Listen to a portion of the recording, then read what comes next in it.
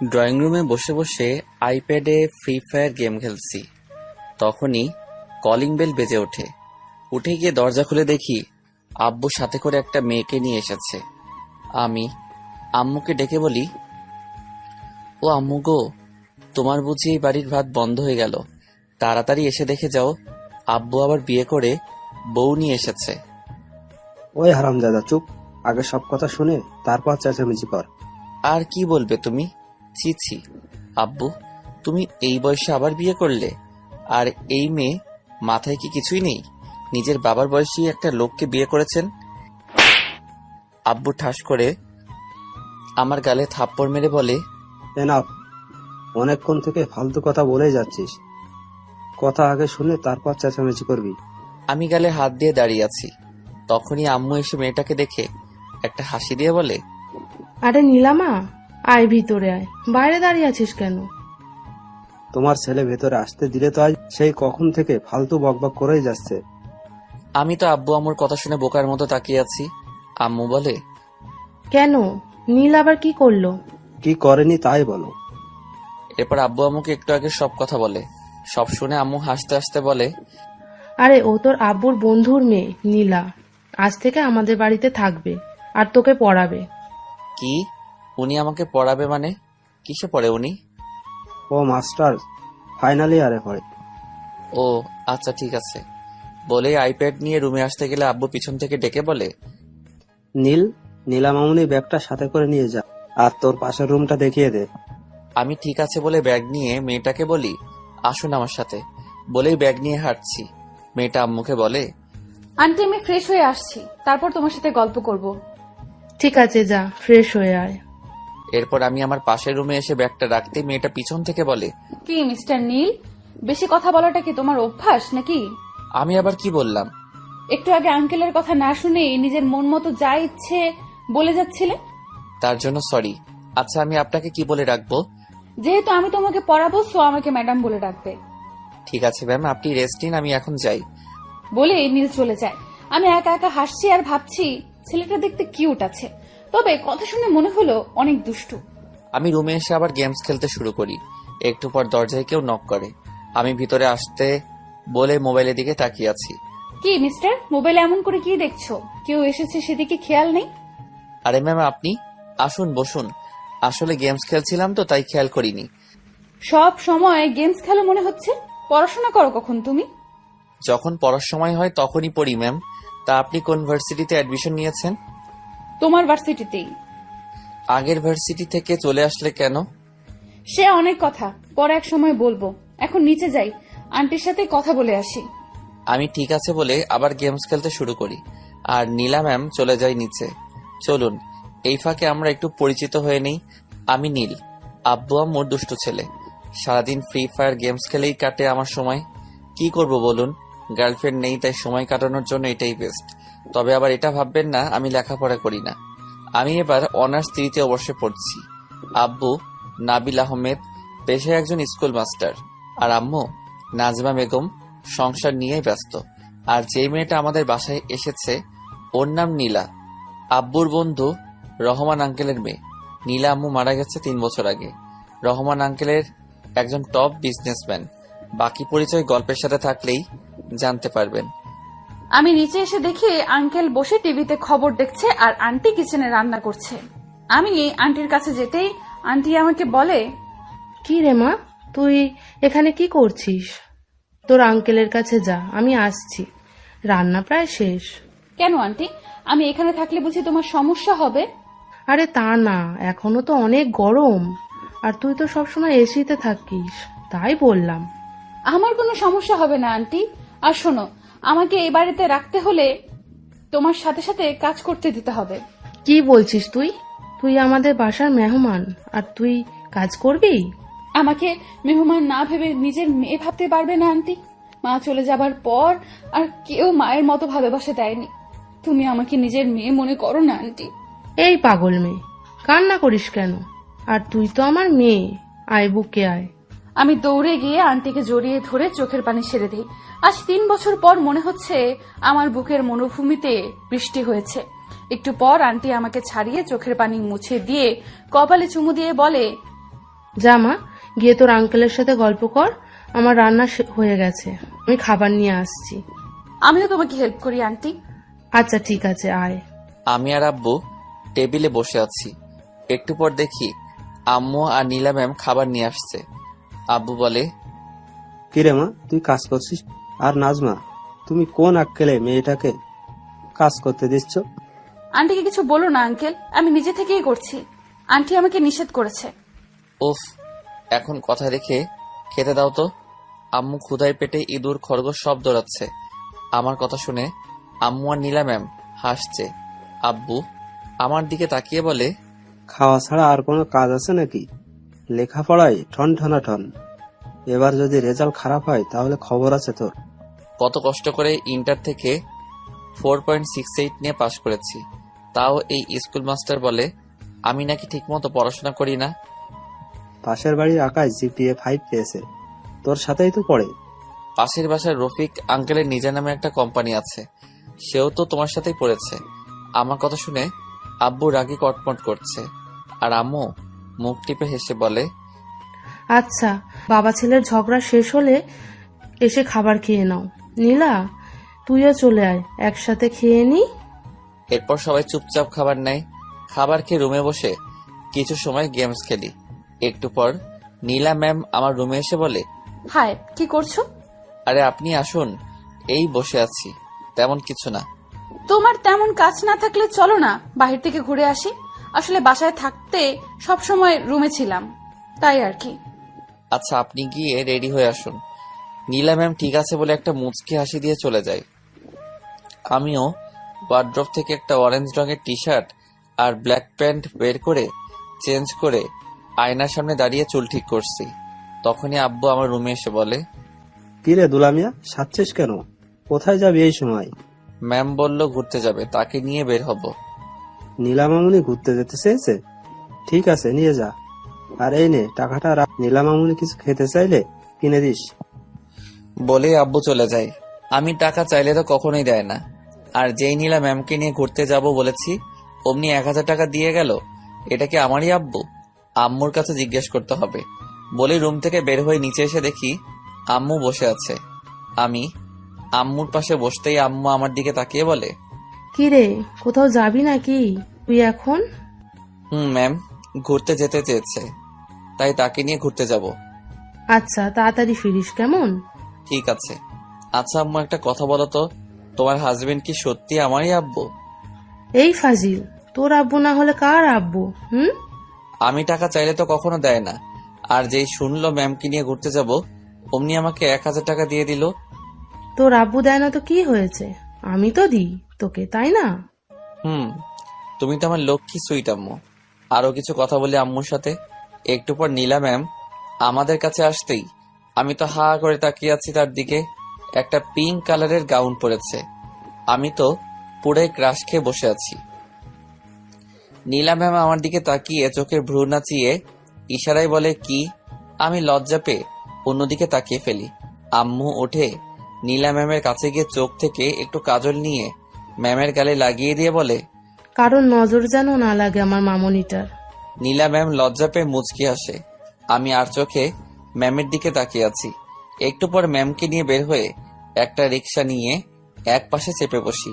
কেমন জানি uneasy feel করছি। এই প্রথম কোনো মেয়ের সাথে এক রিক্সায় উঠেছি। ম্যাম আমাকে বলে, তোমার জন্য কি এই দিকে জায়গা নেই? পড়ে যাবে তো। আমি ঠিক আছি ম্যাম, সমস্যা নেই। এই দিকে চেপে বসো, নয়তো পড়ে যাবে।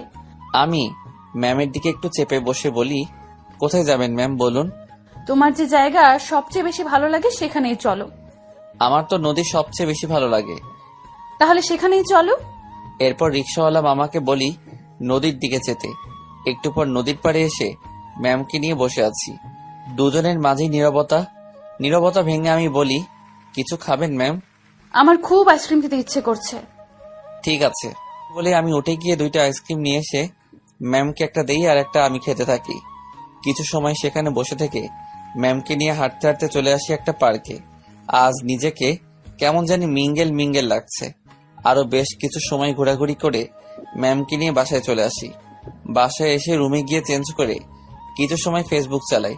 একটু পর আব্বু আর নীলা ম্যাম আমার রুমে আসে। আব্বু বলে, আজ থেকে নীলা তোকে পড়াবে। যদি আমি শুনি তুই ওর কথা শুনিসনি তাহলে তোর খবর আছে। ঠিক আছে মাস্টার সাহেব, আপনি এখন আসতে পারেন, মনে থাকবে আমার। এরপর আব্বু চলে গেলে ম্যাম আমাকে বলে, বই নিয়ে টেবিলে বসো। আমি ঠিক আছে বলে বই নিয়ে টেবিলে বসে পড়ি। নীলা ম্যাম আমার মুখোমুখি হয়ে বসেছে। আমি এক পলকে তার দিকে তাকিয়ে আছি। ম্যাম পড়াচ্ছে। একটু পর আমার দিকে তাকিয়ে দেখে আমি তার দিকে তাকিয়ে আছি। রাগী কণ্ঠে বলে, বইয়ের দিকে তাকাতে বলেছি, আমার মুখের দিকে নয়। আমি ম্যামের কথায় থতমত খেয়ে যাই। আমতা আমতা করে বলি, জি জি ম্যাম, তাকাচ্ছি।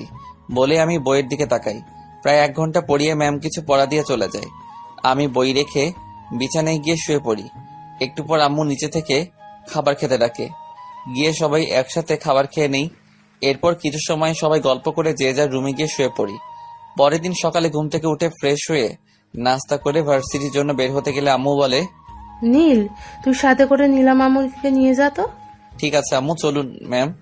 একটু দাঁড়াও, আমি আসছি। বলেই ম্যাম তার রুমে গিয়ে একটা বোরকার হিজাব পরে আসে। এরপর বাসা থেকে বের হয়ে একটা রিক্সা নিয়ে চলে আসি ভার্সিটি। রিক্সা ভাড়া দিয়ে ভার্সিটির ভিতরে গিয়ে আমি ম্যামকে বলি, ম্যাম আপনি তাহলে ক্লাসে যান। ঠিক আছে, যাওয়ার সময় আমাকে সাথে করে নিয়ে যেও। ঠিক আছে, নিয়ে যাব। বলেই ম্যাম চলে যায় তার ক্লাসে আর আমি বন্ধুদের কাছে। আমি ওদের কাছে আসতে আবির বলে, কিরে দোস্ত, তোর সাথে একটা মেয়ে আসলো দেখলাম, কে ভাবি নাকি? আরে না, আমার টিউশনের ম্যাম, আব্বুর বন্ধুর মেয়ে। আমাদের বাসায় থেকে পড়বে আর আমাকে পড়াবে। আচ্ছা এই কথা, আমি তো ভাবলাম তুই বুঝি সিঙ্গেল থেকে এবার মিঙ্গেল হয়ে গেলি। আমার আর মিঙ্গেল এই কপারে প্রেম নেই রে। আর চাপা মারতে হবে না, আমাদের ভার্সিটির সকল মেয়েদের ক্রাশ তুই। কত মেয়ে তোকে প্রপোজ করলো, তুই তো সবাইকে রিজেক্ট করলি। এগুলো আমার টাইপের না। আমার জীবন সাথী যে হবে তাকে প্রথম দেখায় আমার মন চিনে নিবে, বুঝলি? বুঝলাম। এখন চল, ক্লাসের সময় হয়ে গেছে। বলেই দুজন বাকিদের থেকে বিদায় নিয়ে ক্লাসে চলে আসি। 2টা ক্লাস করে বের হয়ে এসে ভার্সিটির মাঠে বসে গল্প করছি। আবির বলে, দোস্ত, তোর ম্যাডাম দেখতে কেমন রে? দেখ আবির, আমি ম্যামকে নিয়ে কোনো কথা বলতে চাই না। আরে আমি তো শুধু জানতে চেয়েছি তোর ম্যাডাম দেখতে কেমন। যেমনই হোক তা দিয়ে তোর কি প্রয়োজন? 5 জনের সাথে প্রেম করছি, তাদের গিয়ে দেখ না। আচ্ছা বলবো না তোর ম্যামকে নিয়ে কথা। তা তোর কথা শুনে তো মনে হচ্ছে তুই তোর ম্যামকে ভালোবেসে ফেলেছিস। যদি তোর তাই মনে হয় তবে ম্যামকে নিয়ে আর কখনো কথা বলবি না। ঠিক আছে, বলবো না। আচ্ছা চল, বাইরে থেকে ঘুরে আসি। না ম্যাম এখন বের হয়ে আসবে, তাকে নিয়ে বাসায় চলে যাব। ক্লাস করবি না আজকে আর? ইচ্ছা করছে না, তুই কর। আমি এখন আর ক্লাসে যাব না, রিয়ার কাছে যাব। দেখি আজ পাখিটাকে বর্ষা আনতে পারি কিনা। এসব লুচ্চামি বাদ দে, নয়তো দেখবি কোন দিন বিপদে পড়বি। তোমার জ্ঞান তোমার কাছে রাখো মামা, আমি যাই। বলেই আবির চলে যায়। চলুন আবির সম্পর্কে একটু আপনাদের বলি। আবির বড়লোক বাবার ছেলে। আমার সাথে যখন আবিরের বন্ধুত্ব হয় তখন এমন ছিল না। খুব ভদ্র আর ভালো মনের একজন মানুষ ছিল। নিশি নামের একটা মেয়েকে পাগলের মতো ভালোবাসতো, কিন্তু মেয়েটা আবিরের সাথে বেইমানি করে। আর তারপর থেকে আবির এমন হয়ে যায়। বাকিরা গল্পের সাথে থাকলেই জানতে পারবেন। আমি একা একা বসে আছি। একটু পর দেখি ম্যাম আসছে। আমি উঠে ম্যামের কাছে যেতেই ম্যাম বলে, এখানে বসেছিলে নাকি ক্লাসে যাওনি? 2টা করে বের হয়ে এসেছি, ভালো লাগছিল না ক্লাস করতে তাই। আচ্ছা বুঝলাম। বাসায় যাবে এখন নাকি কোনো কাজ আছে? না, তেমন কোনো কাজ নেই, চলুন বাসায় যাওয়া যাক। বলেই ম্যামকে নিয়ে ভার্সিটি থেকে বের হয়ে একটা রিক্সা নিয়ে চলে আসি বাসায়। বাসায় এসে আম্মুর সাথে কথা বলে চলে যাই রুমে। গিয়ে ফ্রেশ হয়ে নিচে এসে আম্মুকে বলি, আম্মু খাবার দাও, ক্ষুধা পেয়েছে। নীলা, মামুনিকে ডেকে নিয়ে আয়। আমি ঠিক আছে বলে উপরে এসে নক না করেই ম্যামের রুমে ঢুকে যা দেখি আমার চোখ বড় বের হয়ে আসার অবস্থা। ম্যাম শাড়ির কুচি ঠিক করছে, শাড়ির আঁচলটা বুকে নেই। আমি চোখ বন্ধ করে অন্যদিকে ঘুরে যাই। ম্যাম আমাকে দেখে শাড়ির আঁচল বুকে জড়িয়ে উল্টো দিকে ঘুরে বলে, এই তুমি এখানে কি করছো? আর দরজায় নক না করে কেন ঢুকেছো? সরি ম্যাম, আমি বুঝতে পারিনি। আর আম্মু আপনাকে খেতে ডাকছে। বলেই এক দৌড়ে রুম থেকে বের হয়ে নিচে এসে আম্মুকে বলি, আম্মু একটা প্লেটে আমার খাবার দাও, আমি রুমে গিয়ে খাবো। আজ হঠাৎ রুমে খেতে চাইছিস কেন? আর তোকে না পাঠালাম নীলাকে ডাকতে, গিয়েছিলি? ম্যাম আসছে, এখন আমাকে খাবার দিবে না, চলে যাবে। ঠিক আছে। বলে আম্মু একটা প্লেটে আমাকে খাবার দিলে আমি তাড়াতাড়ি করে রুমে চলে আসি। একটু আগে যা হয়েছে এখন ভুল করেও ম্যামের সামনে যাওয়া যাবে না। আমি রুমে ঢুকতে গেলে দেখি ম্যাম রুম থেকে বের হয়েছে। আমি দৌড়ে রুমের ভিতরে গিয়ে দরজা বন্ধ করে ফেলি। মাত্র রুম থেকে বের হয়েছি, দেখি নীল দৌড়ে ওর রুমে চলে গেল। এটা দেখে হাসতে হাসতে আমি নিচে এসে খাবার খেতে বসে পড়ি। খাবার খেয়ে সবকিছু একটা টেবিলে রেখে আমি শুয়ে শুয়ে গেমস খেলছি। কখন ঘুমিয়ে গেছি বুঝতে পারিনি। সেই কখন থেকে রুমে বসে আছি, আর কিছুক্ষণ আগের কথা ভাবছি। বাদরটা আমার সব দেখে ফেললো। এখন নীলের সামনে যাব কি করে ভাবতেই লজ্জা লাগছে। সবকিছু বাদ দিয়ে বই নিয়ে পড়তে বসেছি। ঘুম থেকে উঠে ফ্রেশ হয়ে নিচে এসে আম্মুকে বলি, আম্মু এক কাপ কফি বানিয়ে দিবে, মাথাটা ধরে আছে। আসতে নবাব সাহেব, ওনাকে এখন কফি বানিয়ে দিতে হবে। এই, তুই নিজে গিয়ে কফি বানিয়ে খেতে পারিস না? এই, আমার ছেলেকে একদম উল্টাপাল্টা কথা বলবে না। তোমাকে বলেছে কফি বানিয়ে দিতে? এবার বলো আব্বু, আমার আম্মু আমার সাথেই আছে। বাহ, যার জন্য করি চুরি সেই বলে চোর। মা ছেলে একজোট হয়েছে। আমি কি তোমাকে বলেছি আমার জন্য চুরি করতে? আসছে দরদ দেখাতে। সুযোগ খোঁজো না সব সময় আমার ছেলেটাকে বকার জন্য, তাই না? আমার কি ঠেকা পড়েছে শুনি তোমার ছেলেকে বকার জন্য? আচ্ছা, এবার তোমরা টম এন্ড জেরির মতো ঝগড়া বন্ধ করো। আর আম্মু আমার জন্য আর সাথে আব্বুর জন্য কফি বানিয়ে নিয়ে। আম্মু হাসতে হাসতে চলে যায়। আমি আব্বুর কোলে শুয়ে পড়ি। আব্বু আমার গাল টিপে চুলে হাত বুলিয়ে দিচ্ছে। একটু পর নীলা ম্যাম নিচে এসে বলে, বাহ আঙ্কেল, এত বড় ছেলেকে তুমি এখনো কোলে শুয়ে ঘুম পাড়িয়ে দাও। আমি ম্যামের কণ্ঠ শুনে আব্বুর কোল থেকে উঠে মাথা নিচু করে বসে থাকি। ম্যাম আমার দিকে তাকিয়ে আমার এই অবস্থা দেখে মুচকি আসে। আব্বু বলে, শুধু এই ফাজিলটা হাতে পায়ে বড় হয়েছে। আমারও তাই মনে হয় আঙ্কেল। তুমি জানো, আজকে ভার্সিটি গিয়ে মাত্র 2টা ক্লাস করে বাইরে বসে আড্ডা দিয়েছি। আমি মনে মনে বলি, এই রে হয়ে গেল, এখন মাস্টার মশাই জ্ঞান দিতে শুরু করবে। ম্যাম আমাকে এমন করে বাসটা না দিলে কি হতো না? কিরে, তুই ক্লাস না করে বাইরে বসে আড্ডা দিয়েছিস কেন? ভার্সিটি কি আড্ডা দিতে যাস? কতদিন তোকে বলেছি সকল ক্লাস করবি ভার্সিটি গিয়ে। তোকে নিয়ে আমার কত স্বপ্ন তুই জানিস। এভাবে যদি ক্লাস না করে আড্ডা দিস তাহলে কিভাবে আমার স্বপ্ন পূরণ করবি তুই? আমি রোজই সকল ক্লাস করি আব্বু, আজ ভালো লাগছিল না তাই। নীলামার কথায় যুক্তি আছে। বল, ক্লাস করতে ভালো না লাগলে বাসায় চলে আসতি, আড্ডা কি জন্য দিচ্ছিলি? ম্যাম বলেছে তাকে নিয়ে বাসায় আসতে, তাই তো ম্যামের জন্য অপেক্ষা করছিলাম। আমি ক্লাস না করে তোমাকে অপেক্ষা করতে বলেছি বুঝি? আমি মনে মনে বলি, আর বাস দিয়েন না গো মোড়ে, আর কিছু বললে মোর হিটলার বাপ এখন না আবার জুতা খুলে মোড়ে পিড়ায়। এরপর যদি আর কখনো শুনি ক্লাস না করে আড্ডা দিয়েছিস তাহলে পিটিয়ে পিঠে ছাল তুলে নেব। আমি নীলা ম্যামের দিকে অসহায় দৃষ্টিতে তাকাই। ম্যাম আমার দিকে তাকিয়ে মিটমাট করে হাসছে। আমি মনে মনে বলি, এই দিনই শেষ দিন না ম্যাডাম, আমারও দিন আসবে, তখন বোঝাবে কত ধানে কত চাল।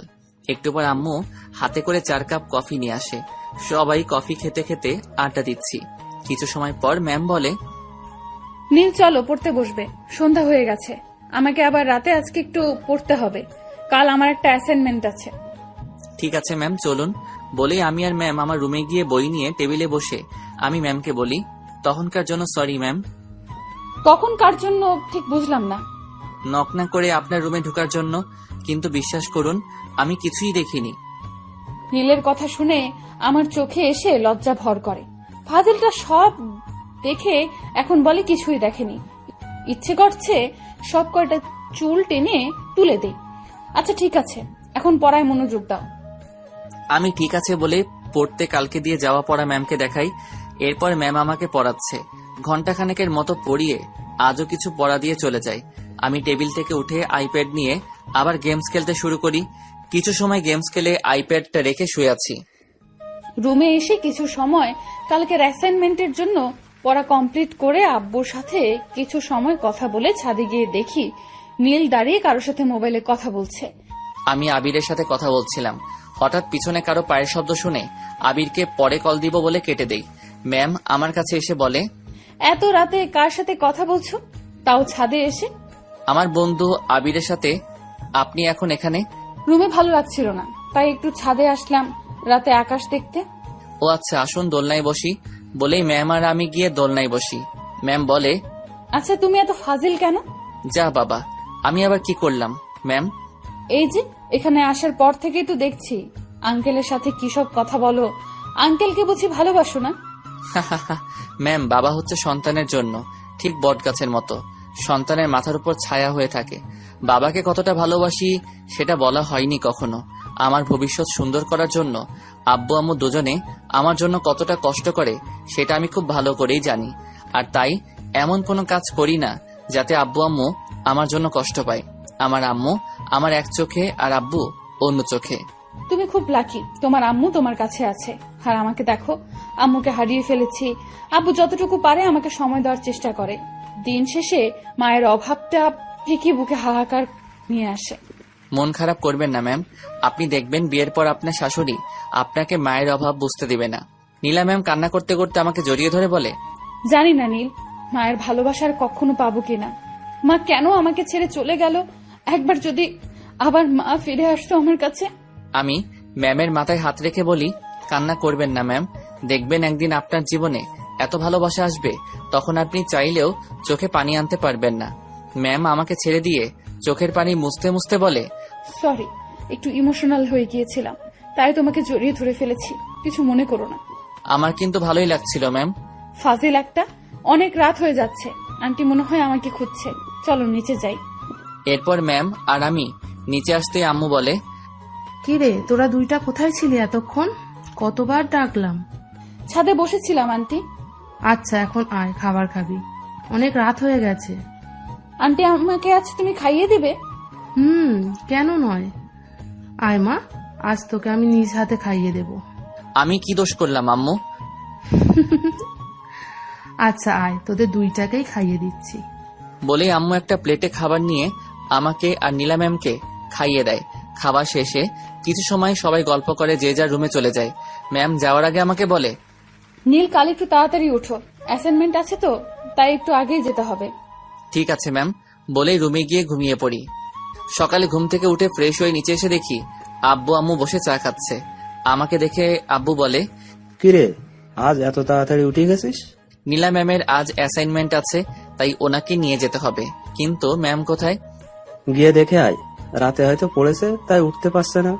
আমি ঠিক আছে বলে ম্যামের দরজার সামনে গিয়ে নক করতেই ম্যাম বলে, কে, নীল নাকি? জি ম্যাম, কখন যাবেন? ভেতরে এসো নীল। আমি ভিতরে গিয়ে দেখি ম্যাম তার হিজাবে সেফটি পিন লাগানোর চেষ্টা করছে, কিন্তু হচ্ছে না। ম্যাম কিছু মনে না করলে আমি লাগিয়ে দিব। ঠিক আছে, লাগিয়ে দাও। কেন জানি হচ্ছে না। আমি গিয়ে ম্যামের হাত থেকে সেফটি পিনটা নিয়ে খুব সাবধানে লাগিয়ে দেই। ম্যাম মুচকি হেসে আমাকে বলে, ধন্যবাদ। সে কখন থেকে চেষ্টা করছি, হচ্ছে না।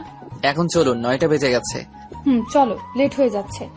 ম্যামকে নিয়ে নিচে এসে খাবার খেয়ে আব্বু আম্মুকে বিদায় দিয়ে বাসা থেকে বের হয়ে একটা রিক্সা নিয়ে চলে আসি ভার্সিটি। গেটের সামনে আসতেই আবির এসে বলে, কিরে, তোকে সে কখন থেকে কল করছি, মোবাইল কোথায় তোর? আর এটা বুঝি তোর ম্যাডাম? ম্যাম আপনি যান, লেট হয়ে যাচ্ছে আপনার। ম্যাম ঠিক আছে বলে চলে যায়। আবির বলে, কিরে, তোর ম্যাডামের সাথে আমার পরিচয় করে দিলি না কেন? ম্যামের অ্যাসাইনমেন্ট আছে, লেট হয়ে যাচ্ছে, পরে একসময় পরিচয় করিয়ে দিব। এখন চলো ক্লাসে যাই। আমি কিছু সময় নীলের দিকে তাকিয়ে মনে মনে বলি, আমি জানি বন্ধু, তুই ইচ্ছে করে আমার সাথে তোর ম্যাডামের পরিচয় করে দিলি না, তবে আমিও দেখব তুই কতদিন লুকিয়ে রাখতে পারিস আমার থেকে। কি রে, কি ভাবছিস? চল ক্লাসে যাই। কিছু না, চল যাই। বলেই আমি আর আবির ক্লাসে চলে আসি। একটু পর স্যার ক্লাসে লেকচার দিতে থাকে। ক্লাস শেষ করে স্যার চলে যায়। এক এক করে বাকি ক্লাসগুলো করে বাহিরে এসে দেখি ম্যাম গেটের সামনে দাঁড়িয়ে আছে। আমি আবিরকে বলি, আচ্ছা আমি বাসায় গেলাম, একটু কাজ আছে। বলেই ম্যামের কাছে আসতেই ম্যাম বলে, আজকে সব ক্লাস করেছো? আমি সবসময় সব ক্লাস করি, কাল শুধু করিনি। চলুন বাসায় যাওয়া যাক। আমার খুব ফুচকা খেতে ইচ্ছে করছে, চলো না ফুচকা খাই। ঠিক আছে চলুন তাহলে। বলেই ম্যামকে নিয়ে চলে আসি ফুচকার দোকানে। এরপর 2 প্লেট ফুচকার অর্ডার দেই। একটু পর ফুচকা দিলে দুজনে ফুচকা খেয়ে আমি ম্যামকে বলি, এবার বাসায় যাবেন নাকি আর কিছু খাবেন ম্যাম? না, আর কিছু এখন খাবো না, চলো হাঁটতে হাঁটতে বাসায় যাই আজকে। কি বলছেন? বাসা এখানে থেকে 20 মিনিটের রাস্তা, এত পথ হেঁটে যেতে পারবেন? খুব পারবো, আজ হেঁটে যেতে ইচ্ছে করছে। ঠিক আছে চলুন তাহলে হেঁটেই যাই। বলেই ম্যামকে নিয়ে হাঁটতে থাকি। রাস্তায় টুকটাক কথা বলতে বলতে বাসায় চলে আসি। বাসায় এসে ম্যাম আর আমি ওপরে চলে আসি। রুমে যেতে নিলে ম্যাম বলে, আজ ঘুরতে যেতে হবে বিকেলে নীল। ঠিক আছে, আপনি রেডি হয়ে থাকেন। ম্যাম ঠিক আছে বলে মিষ্টি একটা হাসি দিয়ে চলে যায়। আমি আবারও ম্যামের হাসি দেখে ক্রাশ খেলাম। কিছু সময় সেখানে দাঁড়িয়ে থেকে রুমে এসে ব্যাগটা টেবিলে রেখে ওয়াশরুমে গিয়ে গোসল করে রুমে এসে চেঞ্জ করে নিচে এসে খাবার খেয়ে নেই। খাওয়া শেষে সোফায় এসে আম্মুর কোলে মাথা রেখে শুয়ে পড়ি। কিছু সময়ের মধ্যে সেখানেই ঘুমিয়ে পড়ি। বিকেলে ম্যামের ডাকে ঘুম ভাঙে। এই নীল ওঠো, আর কত ঘুমাবে? তুমি না আমাকে নিয়ে ঘুরতে যাবে বলেছো? আমি ঘুম থেকে উঠে চোখ ডলতে ডলতে তাকিয়ে দেখি আমি ম্যামের কোলে শুয়ে আছি। এক লাফে উঠে বসে বলি, আমি তো আম্মুর কোলে শুয়েছিলাম, আপনি কখন আসলেন এখানে? আন্টির কোলেই শুয়েছিলে। আঙ্কেল আন্টিকে নিয়ে বাইরে যাবে, তাই আমাকে ডেকে বলল তোমার পাশে বসতে। তুমি নাকি সোফায় ঘুমালে পড়ে যাও, তাই। কোথায় গেছে আব্বু আম্মু? কিছু বলে গেছে? আন্টির নাকি প্রেশারটা বেড়ে গেছে, তাই ডাক্তারের কাছে গেছে। কই, আম্মু তো আমাকে কিছু বললো না। আচ্ছা, আমি ফ্রেশ হয়ে আসছি, আপনি গিয়ে রেডি হয়ে আসুন। ঠিক আছে, তুমিও চেঞ্জ করে নাও, একটা ব্ল্যাক শার্ট নয়তো পাঞ্জাবি পরো। আমি ঠিক আছে বলে রুমে এসে আব্বুকে কল করি। আব্বু কল রিসিভ করে বলে, কিরে নীল, কখন ঘুম থেকে উঠলি? এখনই। আম্মুর কি হয়েছে আব্বু? ডক্টর কি বলল? এমন কিছু না, একটু প্রেশারটা বেড়ে গেছে, মেডিসিন নিয়েছি। ও আচ্ছা, তাহলে আম্মুকে নিয়ে বাসায় চলে এসো, আমি ম্যামকে নিয়ে একটু বাইরে যাচ্ছি। আচ্ছা, সাবধানে যাস, আর সন্ধ্যার আগে বাসায় চলে আসিস, কেমন? ঠিক আছে আব্বু, রাখি তাহলে। বলেই কল কেটে ফ্রেশ হয়ে এসে ম্যামের কথা মতো একটা ব্ল্যাক পাঞ্জাবি পরে নিচে এসে অপেক্ষা করছি ম্যামের জন্য। একটু পর সিঁড়ি দিয়ে ম্যামের পায়ের শব্দ শুনে সিঁড়ির দিকে তাকিয়ে আমি তো পুরাই হা হয়ে আছি। ম্যামের দিক থেকে চোখই সরাতে পারছি না। ম্যাম আমার সাথে ম্যাচিং করে ব্ল্যাক শাড়ি, কানে ব্ল্যাক কালারের ঝুমকো, চোখে কাজল, ঠোঁটে হালকা গোলাপি রঙের লিপস্টিক, কপালে ছোট্ট টিপ, হাত ভর্তি রং বেরঙের কাচের চুড়ি। আমার চোখের পলক পড়ছে না ম্যামের দিক থেকে। ম্যাম আমার কাছে এসে তুড়ি বাজিয়ে বলে, এমন করে তাকিয়ে কি দেখছো? চোখের পলকই পড়ছে না? আমি আনমনে বলে উঠি, তোমাকে দেখছি, চোখ সরাতেই পারছি না। আমার কথা শুনে ম্যাম বলে, আমাকে এমন করে দেখার কি আছে? শুনি। এবার আমি বাস্তবে ফিরি। একটু আগে ম্যামকে আনমনে কি বলেছি, ইসরে ম্যাম এখন কি ভাবছে আমাকে। আমি মাথায় হাত দিয়ে চুলকাতে থাকি। ম্যাম মুচকি হেসে বলে, অনেক লজ্জা পাওয়া হয়েছে, এখন চলো। চলুন এবার যাওয়া যাক। বলেই দুজনে বাসা থেকে বের হয়ে একটা রিক্সা নিয়ে চলে আসি পার্কে। একটা বেঞ্চে বসে আছি, দুজনের মাঝে নীরবতা। একটু পর নীরবতা ভেঙে ম্যাম বলে, কি নীল, আজকে কি চুপ করে থাকবে ঠিক করেছো নাকি? না, এমনটা কেন হবে? আচ্ছা আপনি বসুন, আমি বাদাম নিয়ে আসছি। বলেই আমি গিয়ে বাদাম নিয়ে এসে ম্যামকে বাদামের প্যাকেটটা দিই। দুজনে বাদাম খাচ্ছি। আমি ম্যামকে বলি, আচ্ছা ম্যাম, একটা কথা জিজ্ঞেস করি, যদি রাগ না করেন? আচ্ছা, রাগ করবো না, বলো কি বলবে। আচ্ছা, আপনি আপনার লাইফ পার্টনার কেমন চান? আই মিন, কেমন ছেলে আপনার পছন্দ? কেন হঠাৎ এই কথা জানতে চাইছো কেন? এমনি ইচ্ছে হলো জানতে, কেমন ছেলে আপনার পছন্দ? তেমন করে এখনো ভাবিনি, তবে যে আমার লাইফ পার্টনার হবে তাকে অবশ্যই অনেস্ট হতে হবে আর আমাকে খুব ভালোবাসতে হবে। সে যদি আপনার থেকে জুনিয়র হয়, আই মিন ধরুন কোন জুনিয়র ছেলে আপনাকে পছন্দ করে আর সে আপনাকে প্রপোজ করলো, তখন কি করবেন? জানি না, তবে যদি সে আমাকে সত্যিই ভালোবাসে তবে ভেবে দেখবো, কারণ ভালোবাসা কখনো বড় ছোট দেখে হয় না। এটা অবশ্য ঠিক বলেছেন। তা তোমার কেমন মেয়ে পছন্দ, সিনিয়র নাকি জুনিয়র? আমি তো ভেবে রেখেছি সিনিয়র একটা আপুকে বিয়ে করব। আব্বু আম্মুকে বলে রেখেছি, তাদের কোনো সমস্যা নেই। তোমার সিনিয়র আপুদের বুঝি ভালো লাগে? সবাইকে না, তবে একজনকে খুব ভালো লাগে, হয়তো আমি তাকে ভালোবাসি। তা কে সেই লাকি গার্ল যাকে তোমার মতো একটা কিউট ছেলে ভালোবাসে? তাকে বলছো তুমি যে তাকে ভালোবাসো? না, এখনো বলিনি, তবে খুব দ্রুত বলবো। আর তাকে বলার আগে আপনাকে বলবো কে সে। ঠিক আছে, এখন বলো শুনি, কে সেই লাকি গার্ল? আমি কিছু বলতে যাব তখনই আবির কোথা থেকে এসে আমাকে বলে, আরে নীল, তুই এখানে? আরে এটা বুঝি তোর ম্যাম। কেমন আছেন ম্যাম? জি ভালো আছি, আপনাকে তো ঠিক চিনলাম না, বাট কোথায় যেন আপনাকে দেখেছি মনে হচ্ছে। আজকে ভার্সিটিতে দেখা হলো। আমি নীলের বেস্ট ফ্রেন্ড আবির। তুই এখানে কি করে আবির? একটা কাজে এসেছিলাম, এইদিকে চলে যাচ্ছিলাম, তোকে দেখে আসলাম। বসবো আমি এখানে? আমরা তো এখন বাসায় চলে যাব, কাল কথা হবে ভার্সিটি। আজকে আসি কেমন? চলুন ম্যাম, বাসায় যাই এবার। বলেই আমি আর ম্যাম সেখান থেকে উঠে হাঁটতে থাকি। আবির মনে মনে বলে, নীল বন্ধু, কতদিন এই মালকে আমার থেকে লুকিয়ে রাখবে তুমি? এই ফুলের সুবাস তো আমাকে নিতেই হবে। তোর ম্যামের ফিগার থেকে আমি তো পাগল হয়ে গেছি। শুধু কিছুদিন অপেক্ষা কর, তারপর আমি তোর ম্যামকে আবার করে নেব। আমি আর ম্যাম হাঁটছি। ম্যাম বলে, কি হলো নীল, আমরা তো মাত্রই আসলাম, এখনই বাসায় চলে যাব? কোন নদীর পাড়ে যাব? আপনাকে একটা কথা বলি ম্যাম, আবির যদি কখন আপনার সাথে কথা বলার চেষ্টা করে, ওকে এড়িয়ে চলবেন, ঠিক আছে? কেন, কি হয়েছে? ওই ছেলেটা তো বললো ও নাকি তোমার best friend. Best friend, but ও এখন আগের মতো নেই। ও অনেক চেঞ্জ হয়ে গেছে। পরে একসময় আপনাকে সব বলবো। ম্যাম ঠিক আছে বলে। এরপর একটা রিক্সা নিয়ে চলে আসি নদীর পাড়ে। অনেক সময় দুজনে ঘোরাঘুরি করে বাসায় চলে আসি। এইভাবে হাসি আর আনন্দে কেটে যায় 6 মাস। ম্যাম আর আমার মাঝে এখন খুব ভালো একটা বন্ধুত্ব হয়েছে। আমি এখন ম্যামকে আর আপনি বলি না, তুমি করে বলি। সকালে নীলকে ডাকতে ওর রুমে গিয়ে দেখি এখনো ঘুমিয়ে আছে। এই ছেলেটা কত যে ঘুমাতে পারে বুঝি না। সারা রাত কি যে করে। আমি নীলের কাছে গিয়ে ওর মাথায় হাত রেখে ডাকতে থাকি, এই নীল ওঠো, ভার্সিটি যাবে না? নীল ঘুমের মধ্যে আমার হাত ওর বুকে জড়িয়ে ধরে। আমি কিছু সময় মুগ্ধ নয়নে নীলের ঘুমন্ত মুখের দিকে তাকিয়ে থাকি। একটু পর আমি ঘুমের মধ্যে খেয়াল করি কারো হাত আমার বুকে। ঘুম ঘুম চোখে তাকিয়ে দেখি আমি ম্যামের হাত জড়িয়ে ধরে শুয়ে আছি। তাড়াহুড়ো করে হাত ছেড়ে দিয়ে উঠে বসে বলি, নীলা তুমি কখন এলে? সে কখন থেকে তোমাকে ডাকছি, ভার্সিটি যাবে না? আজ আমি যাব না, একটু কাজ আছে, তুমি যাও প্লিজ। আর আব্বু যদি কিছু জানতে চায় তবে বলবে আজ আমার ক্লাস হবে না। আমি আঙ্কেলকে মিথ্যা বলবো কেন? প্লিজ শুধু আজকের জন্য, তুমি না আমার বন্ধু, আর বন্ধুর জন্য ছোট্ট একটা মিথ্যা বলতে পারবে না? আগে বলো কি এমন কাজ আছে তোমার যার জন্য আজ ভার্সিটি যাবে না? এটা তোমার জন্য সারপ্রাইজ, এখন বলা যাবে না। আমার জন্য কি এমন সারপ্রাইজ শুনি? বলে দিলে কি আর সারপ্রাইজ থাকলো?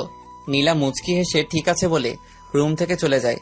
আসলে আজ নীলার জন্মদিন, তাই ওর জন্য একটা সারপ্রাইজ পার্টির আয়োজন করছি। আর আজকে আমি আমার মনের কথা বলবো নীলাকে।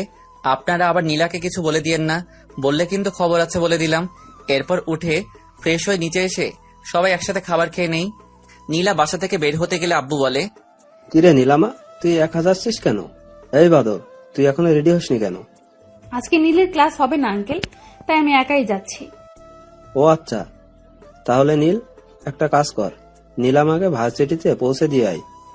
রাস্তাঘাটের অবস্থা ভালো না, একা যেতে হবে না। আচ্ছা আব্বু, আমি তাহলে নীলাকে পৌঁছে দিয়ে আসছি। বলেই দুজন বাসা থেকে বের হয়ে একটা রিক্সা নিয়ে উঠে পড়ি। রিক্সায় উঠতেই নীলা বলে, এই প্রথম আমি মিথ্যা বললাম, তাও তোমার জন্য। তবে আর কখনো কিন্তু বলবো না, মনে রেখো। ঠিক আছে আর বলতে হবে না, আমিও আজকের পর আর ভার্সিটি অফ দিব না। কথা বলতে বলতে ভার্সিটি চলে আসি। নীলাকে ভার্সিটি পৌঁছে দিয়ে আমি চলে আসি ফুলের দোকানে।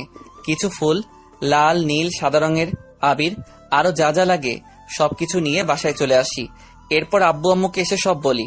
আব্বু আম্মু সব শুনে খুব খুশি হয়। আমি সবকিছু ছাদে নিয়ে রেখে দেই। এরপর রুমে এসে কিছু সময় আইপ্যাড নিয়ে ফ্রি ফায়ার গেমস খেলতে খেলতে ঘুমিয়ে যাই।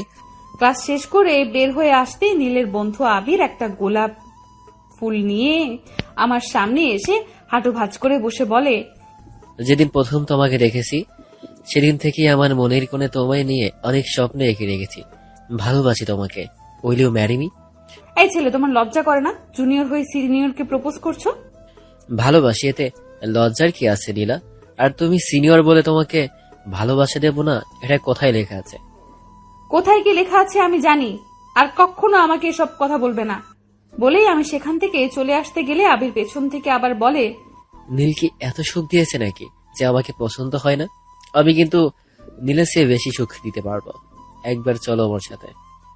আবিরের কথা শুনে আমার রাগে মাথা গরম হয়ে যায়। আবিরের কাছে গিয়ে ঠাস করে ওর দুই গালে থাপ্পড় দিয়ে বলি, রাস্কেল, নিজে যেমন সবাইকে তেমন ভাবিস, নিজের মা বোনের সাথে কি এইভাবেই কথা বলিস? আজ বুঝতে পারছি নীল কেন আমাকে তোকে এড়িয়ে চলতে বলেছে। আর কখনো আমার সামনে আসলে থাপড়ে তোর মুখের নকশা চেঞ্জ করে দেব, বাজে ছেলে কোথাকার। তুই খুব বড় ভুল করেছিস নীলা। এই আবিরের গায়ে হাত তুলে তোর এমন অবস্থা করব, আমি কাউকে মুখ দেখানোর অবস্থায় থাকবি না। বলেই আবির রাগে মেগে সেখান থেকে চলে যায়। নীলা বাসায় আসে, সোজা আমার রুমে চলে আসে। নীলার দিকে তাকিয়ে দেখি চোখ কেমন লাল হয়ে আছে। কিছুটা অবাক হয়ে জিজ্ঞেস করলাম, কি হয়েছে তোমার, এমন লাগছে কেন? নীলা কিছু না বলে দৌড়ে এসে আমাকে জড়িয়ে ধরে কান্না করে দেয়। আমি কিছুটা ঘাবড়ে যাই।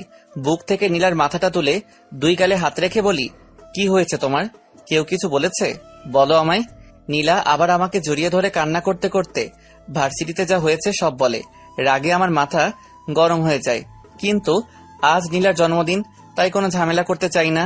তাই শান্ত কণ্ঠে নীলাকে বলি, আচ্ছা আমি দেখছি, তুমি কেঁদো না, যাও রুমে গিয়ে ফ্রেশ হয়ে আসো। তোমার জন্য আমি এখনো না খেয়ে আছি। কি, তুমি এখনো খাওনি? আচ্ছা, আমি ফ্রেশ হয়ে আসছি। তুমি ফ্রেশ হয়ে রুমেই থেকে আমি খাবার নিয়ে তোমার রুমে আসছি। আজ তোমাকে আমি খাইয়ে দেব নিজ হাতে। নীলা মুচকি এসে মাথা নাড়িয়ে ঠিক আছে বলে চলে যায়। আমি নিচে গিয়ে একটা ফ্ল্যাটে দুইজনের জন্য খাবার নিয়ে নীলার রুমের সামনে এসে দরজায় নক করতেই নীলা ভিতরে যেতে বলে। আমি রুমে গিয়ে দেখি নীলা চেঞ্জ করে বসে আছে। আমি হাত ধুয়ে নীলার সামনে বসতেই নীলা বলে, এক প্লেট কেন, তুমি খাবে না? এক প্লেটে দুজনের হবে না বুঝি? আমি তোমাকে খাইয়ে দিচ্ছি, তুমি আমাকে খাইয়ে দাও। নীলা ঠিক আছে বলে আমাকে খাইয়ে দেয়, আর আমি নীলাকে। খাওয়া শেষ হলে নীলা বলে, আমার খুব ঘুম পাচ্ছে, আমার মাথায় একটু হাত বুলিয়ে দিবে? ঠিক আছে, তুমি শুয়ে পড়ো, আমি দিচ্ছি। এরপর নীলা শুয়ে পড়ে। আমি নীলার মাথার পাশে বসে ওর মাথায় হাত বুলিয়ে দিচ্ছি। নীলা আমার দিকে কিছু সময় তাকিয়ে থেকে ঘুমিয়ে যায়। আমি নীলার কপালে চুমু দিয়ে রুম থেকে বের হয়ে দরজা বন্ধ করে দিয়ে চলে আসি ছাদে। ছাদে এসে ফুল আর ঝাড়বাতি দিয়ে পুরো ছাদটা ভালো করে সাজিয়ে ফেলি, আর আবির দিয়ে বড় বড় করে হ্যাপি বার্থডে টু ইউ নীলা লিখি দেয়ালে। কিছু বেলুন দিয়ে একটা টেবিল সাজিয়ে রাখি। সবকিছু করতে করতে রাত প্রায় 8টা বেজে যায়। হঠাৎ ছাদের সিঁড়িতে কারো পায়ের শব্দ শুনে তাড়াতাড়ি করে ছাদের গেটের সামনে এসে দেখি নীলা ছাদে আসছে। আমি ছাদ থেকে বের হয়ে গেটে তালা মেরে দেই। নীলা আমাকে ছাদে তালা দিতে দেখে বলে, তুমি ছাদের দরজা বন্ধ করেছো কেন? আর সেই কখন থেকে তোমাকে খুঁজে যাচ্ছি, কোথায় ছিলে এতক্ষণ? ছাদে এখন যাওয়া যাবে না, একটু সমস্যা আছে, চলো নিচে যাই। কেন, এখন কি ছাদে যেতে বারণ আছে? আর তোমার হাতে এত রং কিসের? সবকিছু পরে জানতে পারবে, এখন চলো তো এখান থেকে। বলেই নীলার হাত ধরে নিচে চলে আসি। নিচে এসে দেখি নীলার আব্বু এসেছে, আমার আব্বুর সাথে কথা বলছে। আমি আঙ্কেলের সাথে কুশল বিনিময় করে গিয়ে হাত ধুয়ে এসে সবার সাথে কিছু সময় গল্প করে সবাই একসাথে রাতের খাবার খেয়ে নেই। এখন ঠিক 11টা 50 বাজে। নীলার রুমের দরজা নক করতে নীলা ভিতরে যেতে বলে। আমাকে দেখে নীলা বলে, নীল, তুমি এই সময় কিছু বলবে? এখন কিছু বলার সময় নেই, আমার সাথে আসতো। কোথায় যাব এখন সেটা বলবে তো? আগে এসো, তারপর বলছি। বলেই নীলার হাত ধরে ছাদে চলে আসি। নীলা ছাদের পরিবেশ দেখে বলে, 2 বছর পর, আজ 2 বছর পর জেল থেকে বের হয়েছি। এই 2 বছরে আব্বু আম্মু মাঝে মাঝে এসে দেখা করে গেছে, কিন্তু নীলা একবারও আসেনি। তবে আব্বু আম্মুর থেকে সবসময় নীলার খবর নিতাম। নীলা নিজেকে রুমে বন্দি করে রাখে সবসময়, কারোর সাথেই নাকি তেমন কথা বলে না। জেলখানা থেকে বের হতেই আম্মু দৌড়ে এসে আমাকে শক্ত করে জড়িয়ে ধরে কান্না করে দেয়। আব্বু পাশে দাঁড়িয়ে নীরবে চোখের পানি ফেলছে।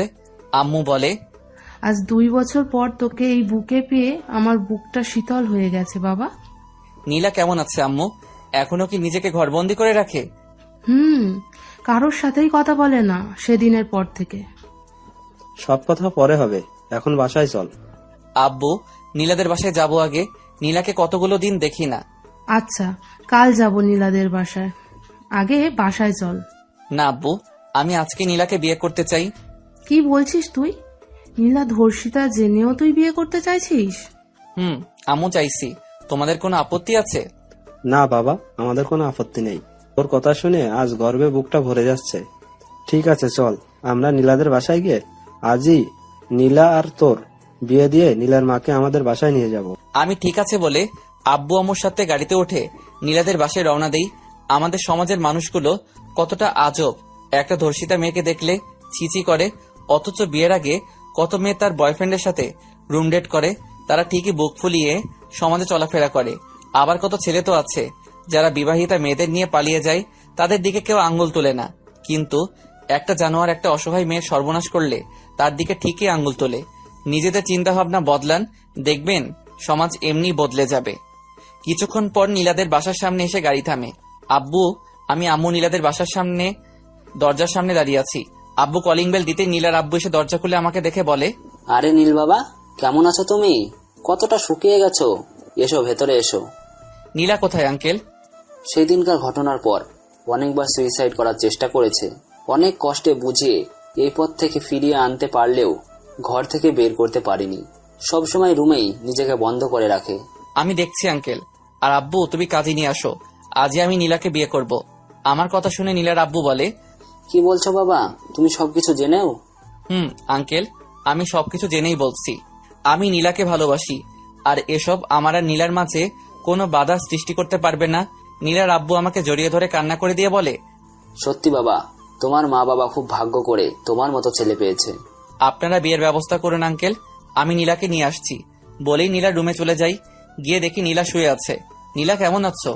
নীলা আমার কণ্ঠ শুনে উঠে আমার দিকে তাকিয়ে আমাকে দেখে দৌড়ে এসে জড়িয়ে ধরে কান্না করে দেয়। আমি নীলাকে আমার থেকে ছাড়িয়ে কপালে চুমু দিয়ে চোখের পানি মুছে দিয়ে বলি, আর কাঁদবে? চোখের পানি শেষ হয়নি? এই 2 বছরেও তোমার চোখের পানি শুকোয়নি? তুমি কবে ছাড়া পেলে নীল? আজই। একবারও আমাকে দেখতে ইচ্ছে হয়নি তোমার? হয়েছে, রোজ হয়েছে, কিন্তু নিজের এই অপবিত্র শরীর নিয়ে সমাজের মানুষের সামনে কি করে যেতাম? আমার নীলা কখনো অপবিত্র হতে পারে না। চলো আমার সাথে। কোথায় যাব? আজ আমরা বিয়ে করব। পাগল হয়ে গেছো তুমি? একটা ধর্ষিতা মেয়েকে বিয়ে করবে তুমি? আমার জন্য সমাজের সবার কাছে তোমার মাথা হেট হয়ে যাবে, আর তাছাড়া তোমাকে দেবার মতো কিছুই নেই। আমি তোমার দেহকে নয় নীলা, তোমাকে ভালোবেসেছি। আর রইল সমাজের কথা। এই সমাজকে আমি মানি না, যে সমাজে একজন পতিতা মাথা উঁচু করে চলে আর একটা ধর্ষিতা মেয়ের দিকে আঙ্গুল তোলা হয়। আমি পারবো না নীল, তুমি চলে যাও। আমার চোখের দিকে তাকিয়ে বলো তুমি আমাকে ভালোবাসো না। একবার বলো আমি চলে যাব। নীলা আমাকে ছেড়ে দিয়ে উল্টো পাশ হয়ে চোখের পানি ছেড়ে দেয়। আমি নীলার কাছে গিয়ে আমার দিকে ঘুরিয়ে চোখের পানি মুছে বলি, আমি আমার উত্তর পেয়ে গেছি। এবার রেডি হয়ে নাও, আমরা আজই বিয়ে করছি। কিন্তু নীল, এটা কি করে? আর কিছু বলার আগেই আমি নীলার ঠোঁটের সাথে আমার ঠোঁট মিশিয়ে দেই। 5 মিনিট পর ছেড়ে দিয়ে বলি, এখনো বলবে আমাকে বিয়ে করবে না? নীলা কান্না করতে করতে আমাকে জড়িয়ে ধরে। আমিও শক্ত করে নীলাকে আমার বুকে জড়িয়ে ধরি। বেশ কিছু সময় দুজনে একে অপরকে জড়িয়ে ধরে আমি নীলার হাত ধরে নিচে আসতেই আম্মু নীলার কাছে এসে কপালে চুমু দিয়ে বলে, আয় মা, বস এখানে। নীলা আম্মুর সাথে গিয়ে বসে পড়ে। একটু পর আব্বু আর আঙ্কেল কাজী নিয়ে আসলে আমাদের বিয়ে পড়ানো হয়। কাজী বিয়ে পড়িয়ে চলে যায়। কিছু সময় নীলাদের বাসা থেকে আমাদের বাসায় চলে আসি। নীলা আম্মুর সাথে নিচে বসে আছে। আমি ওয়াশরুমে চলে যাই গোসল করতে। চলুন জেনে আসি 2 বছর আগে কি এমন হয়েছিল যার জন্য আমি জেলে গিয়েছিলাম। 2 বছর আগে। নীলা ছাদের পরিবেশ দেখে খুশিতে আমাকে জড়িয়ে ধরে বলে, তুমি জানলে কি করে আজ আমার জন্মদিন? আমার হবু বউয়ের জন্মদিন আর আমি জানবো না? কে তোমার হবু বউ? আমি পকেট থেকে একটা রিং বের করে নীলার সামনে হাঁটু ভাঁজ করে ফিল্মি স্টাইলে বসে বলি, তোমাকে দেখার পর হারিয়ে গেছে আমার চোখের ঘুম, আমার নিঃশ্বাস প্রশ্বাসে এখন শুধু তোমারই ছোঁয়া। আমি সেই চাঁদ যার তুমি ছাড়া আর কোনো আকাশ নেই। আমার প্রতি মোনাজাতে তুমি, তুমি আমার প্রতি বইয়ের পাতার প্রতিটি শব্দ, তুমি আমার সুখের আশা। তাই চাই না কখনো তোমার থেকে দূরে যেতে। I love you Nila, will you marry me? Nila আমার সামনে বসে আমাকে জড়িয়ে ধরে কান্না করতে করতে বলে, তোমায় ভালোবাসার দামে পাপ যদি হয় পায়ে পায়ে মাখিব পাপ সারা গায়ে, কোনো পুণ্য খুঁজি না। তোমায় ভালোবাসা ছাড়া আমি আর অন্য কিছুই বুঝি না। আমিও যে তোমার প্রেমেই অন্ধ, বুঝি না আর ভালো মন্দ। তোমার ভালোবাসার পানি ছাড়া অন্তর আমার ভিজবে না। সব দরজা বন্ধ হলেও ক্ষতি নেই তোমার দরজা খোলা থাকলে। মরার মতো বেঁচে থাকবো মন থেকে তুমি ভুললে। থাকলে তোমার বুকের মাঝে মনটা থাকে মহা আনন্দে। তুমি ছাড়া আমিও বাঁচব না। I love you too Neel, and yes I will marry you. আমিও নীলাকে শক্ত করে জড়িয়ে ধরি আমার বুকে। কিছু সময় এভাবে থাকার পর আমি নীলাকে রিং পরিয়ে দিয়ে হাতে কিস করি। এরপর আব্বু আঙ্কেল সবাই হাততালি দিতে দিতে বের হয়ে আসে। নীলা সবাইকে দেখে লজ্জায় লাল হয়ে যায়। আম্মু বলে, বাহ, আমাদের ছাড়াই এরা নিজেদের বিয়ে ঠিক করে ফেলেছে। আম্মু তোমরা তো সবই জানো, তাও এসব বলছো? নীলা আমার কানের কাছে এসে ফিসফিস করে বলে, আব্বু আঙ্কেল আন্টি এতক্ষণ এখানেই ছিল? এখানেই ছিল ম্যাডাম। নীলা লজ্জা পেয়ে আমার বুকে মুখ লুকায়। এরপর সবাই একসাথে নীলাকে উইশ করে কেক কেটে সবাইকে খাইয়ে দেয়। আব্বু আম্মু আঙ্কেল কিছু সময় থেকে চলে যায়। আমি নীলার এক হাত ধরে টেনে আমার বুকের সাথে জড়িয়ে ধরে গালে চুমু দিয়ে বলি, আজ থেকে বাকিটা জীবন ভালোবেসে মিশে রবে আমাদের দুটি মন। তাই থাকবে। আর আমার এক্সাম শেষ হলে আমরা বিয়ে করে নেব। আমার বইয়ের দেখছি আদর খাওয়ার জন্য আর তর্স হইছে না। নীলা মুচকি হেসে আমাকে শক্ত করে জড়িয়ে ধরে। বেশ কিছু সময় দুজন ছাদে থেকে নিচে চলে আসি। নীলা ওর রুমে চলে যায়, আমি আমার রুমে এসে শুয়ে পড়ি। মাত্র রুমে এসে চেঞ্জ করব, তখনই নীলের নাম্বার থেকে SMS আসে, একটু ছাদে এসো তো, কথা আছে। আমি মুচকি হেসে রুম থেকে বের হয়ে ছাদে গিয়ে কাউকে দেখি না। হঠাৎ ছাদের গেট বন্ধ করার আওয়াজে পেছনে তাকিয়ে দেখি আবির রাগী লুকে আমার দিকে তাকিয়ে আমার দিকে এগিয়ে আসছে। আবির, তো তুমি এখানে আর এইভাবে আমার কাছে আসছো কেন? তোর খুব অহংকার তাই না? নীল তোকে এত মজা দিয়েছে তাই তুই আমার ভালোবাসা ফিরিয়ে দিয়েছিস। আজ তোর এমন অবস্থা করব দেখি নীল আর তোরই মুখটা দেখে কিনা। প্লিজ আবির, আমার এত বড় সর্বনাশ করো না। আমি তোমার কাছে আমার ইজ্জত ভিক্ষা চাই। আমি তো তোমার ইজ্জত নিব না সোনা, একটু মাস্তি করব। বলেই আবির পশুর মতো ঝাঁপিয়ে পড়ে নীলার ওপর। নীলা হাজারো চেষ্টা করে আবিরের শক্তির সাথে পেরে ওঠে না। আবির নিজের শরীরের চাহিদা মিটিয়ে একপাশে বসে বসে সিগারেট খাচ্ছে। নীলা নিজের শাড়ির আঁচল বুকে জড়িয়ে কান্না করছে। আমি শুয়ে আছি, কিন্তু কিছুতেই ঘুম আসছে না। নীলার সাথে কথা বলার জন্য মনটা ছটফট করছে, তাই উঠে লাইট অন করে মোবাইল খুঁজছি, কিন্তু মোবাইলটা রুমে নেই। হঠাৎ মনে পড়লো মোবাইল তো ছাদে রেখে এসেছি, তাই রুম থেকে বের হয়ে ছাদের দরজা খুলতে গেলে দেখি বন্ধ। এর মধ্যে নীলার কান্নার আওয়াজ শুনে বুকের ভিতরটা মোচড় দিয়ে ওঠে। কয়েকটা লাথি মারতে দরজা ভেঙে যায়। ছাদে এসে যা দেখি, আমার মাথায় আকাশ ভেঙে পড়ে। আবি নীলার পাশে বসে সিগারেট খাচ্ছে। ওর গায়ে একটা শর্ট প্যান্ট ছাড়া কিছু নেই। নীলা ওর শাড়ির আঁচল বুকে জড়িয়ে কান্না করছে। আবির আমাকে দেখে পালানোর চেষ্টা করলে ওর বুকে এক লাথি মেরে ওকে ফেলে দিয়ে আশেপাশে তাকিয়ে একটা রড হাতে নিয়ে ইচ্ছে মতো আবিরকে মারতে থাকি। মারতে মারতে আবিরের নাক মুখ থেকে রক্ত বের করে ফেলি। আবিরের শরীর ফেটে রক্ত পড়ছে। চেঁচামেচি শুনে সবাই ছাদে এসে দেখে এই অবস্থা। আম্মু গিয়ে নীলাকে ধরে তুলে বুকে জড়িয়ে নেয়। নীলা আম্মুকে জড়িয়ে ধরে কান্না করছে। আমি এখন আবিরকে মারছি। ওর চুল ধরে বলি, তোকে নিজের বন্ধু ভেবেছিলাম, আর তুই আমার কলিজায় হাত দিয়েছিস। আজ আমি তোকে জানে মেরে ফেলবো। নীল, আমার ভুল হয়ে গেছে, আমাকে এবারের মতো মাফ করে দে। আমার নীলাও তোর কাছে মাপ চেয়েছে, তুই মাপ করেছিলি। আজ আমি তোর শরীরের চাহিদা বা সারা জীবনের মতো শেষ করে দিব। বলে রড দিয়ে আবিরের মাথায় বাড়ি দিবে, ওর পেটে ঢুকিয়ে দেই। গলা কাটা মুরগির মতো ছটফট করতে করতে মুহূর্তেই মারা যায়। তবুও আমার রাগ কিছুতেই কমছে না। বসে ইচ্ছে মতো ওর মুখে ঘুষি মারতে থাকি। আব্বু এসে আমাকে টেনে তুলে বলে, মরে গেছে ও, আর কত মারবি? ওর কত বড় সাহস! আব্বু, ও আমার কলিজায় হাত দিয়েছে, আমি ওকে কেটে টুকরো টুকরো করে ফেলবো।